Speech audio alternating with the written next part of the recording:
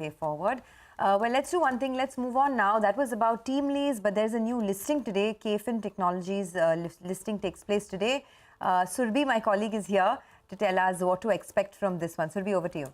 Hi, thanks for that. So KFin Technologies is making its debut on the stock exchanges today. The issue sizes for the IPO is 1,500 crores and it is an entirely an offer for sale. So no money is going to the company. The company is the largest investor solutions provider to the Indian mutual funds. It also provides services to asset managers such as mutual funds, AIF, wealth managers and corporate issuers. They hold around 59% market share. Now they get revenue mainly as a percentage of their AUM, but they also get ancillary revenue based on transaction basis, fixed fees on the number of AMC branches they service, and fee for IT services. Now 90% of their revenues come from domestic mutual fund and 10% from international and other investor solutions. For the first half of FY23, their average AUM for domestic mutual fund services was 12,30,000 crores and equity AUM market share of 35%. For the first half of FY23, they made a revenue of 350 crores with an EBITDA margin of 38% and a PAT of 86 crores. When compared to their peers, they have only one listed peer, which is CAMS, and on that valuation on FY22, they are valued at 41.3 times FY22 PE, slightly more expensive than CAMS, which is at 39.4 times PE. All right, Surbhi, thanks a lot for that. Gurmeet is still with us. Gurmeet, have you looked at KFin? And I mean, it's an interesting way to play the rise in the domestic mutual fund industry, right? Especially given for the mutual fund industry itself, earnings have been reducing because of lower expense ratios, lower spreads, etc. So the best way to then play it would be through these companies? So, we prefer CAMS, because CAMS has more than 2/3 the market share. Top 6 out of the top 10 AMCs are with CAMS. Even if you see their EBITDA growth, over let's say last 4 or 5 years, it's more upwards of 24-25%. And this is despite, as you rightly pointed out, the MF margins being under little pressure. So if you see the AMC growth, it's more in early double digits. So it's almost 2x of that as far as, the earnings go. Also, I think with insurance dematerialization on cards, I mean, gradually we are moving towards, digitization of records. And I think it's like a tech play within tech play on record keeping, let's say, within the financialization space. And look at the pace at which MF industry is growing. It's almost 40 lakh crores.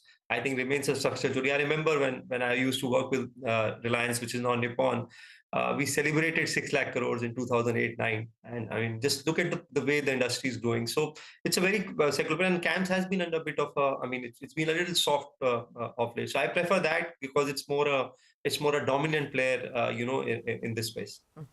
Right. Gurmeet, we spoke with the management of Canara Bank yesterday. Just wanted your thoughts on this. They said that in 3 weeks, they've collected 1 lakh crores in deposits after they hiked savings rate to 7%. Now, that sounded like a large number. It is a very large number. But how do you see this from different angles, right? I mean, one is incremental cost of these deposits is 7% now, right? It's much higher. So there's an impact on yield, NIMs, etc. But your thoughts from here out. But this also gives them the float to do lending. I mean, that was the question actually where this came from. But your sense. So Prashant, you're right. I think you have to look at the right mix of CASA and deposits. If you're raising 1 lakh crores at 7.5% was the rate for senior citizens, right? It does impact your cost of funds, and also you have to see what is the mix of loan in terms of floating rate, right? So that's important. I think SBI still has an edge because if you see they have like 3.5 lakh crores of treasuries maturing next year, which is basically nothing but excess, SLR. And CASA is almost 48%. So I would prefer, I would still restrict myself to SBI and Bank of Baroda, but I think probably there is some more juice left as far as PSUs are concerned. Also, there is some space in the mid-cap banks which are showing good, healthy turnaround in the asset quality, something like an IDFC Personal. I think as I said earlier when we were discussing Poonawalla, focus will be on liabilities. People with lower cost of borrowing, higher mix of floating rate loans are the ones which will outperform.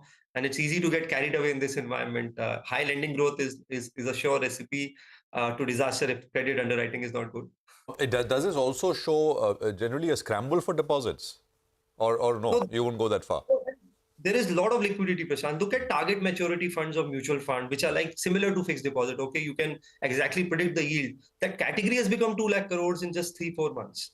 So there's a lot of liquidity, and because fixed income is now offering 7.5%, 8% yield, the cost of not doing anything is 7.5% today, right? So that's why I'm saying it's important now to research well, don't pay unreasonable. There is a lot of liquidity, on the sidelines. I can tell you that.